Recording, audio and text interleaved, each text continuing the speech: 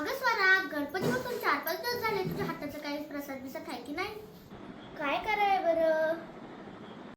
अगं बाप्पाच्या आवडीचे उकडीचे मोदक बनव. उकडीचे मोदक आत्ताच बनवते. आपल्याला उकडीच्या मोदकासाठी लागणार आहे खोबरं किस, गूळ, काजू बदाम, खसखस, वेलची पूड, केसर, गावरान तूप,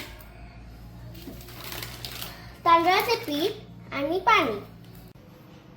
आता आपली सारण आणि उकड तयार करून झालेली आहे. आता आपण मोदक बनवून घेऊया.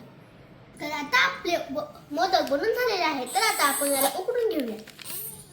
हे ग मम्मी, झाले उकडीचे मोदक तयार. अगं जमते की काहीतरी तुला. बाप्पाला एक ठेव आणि मग आपण टेस्ट करूया.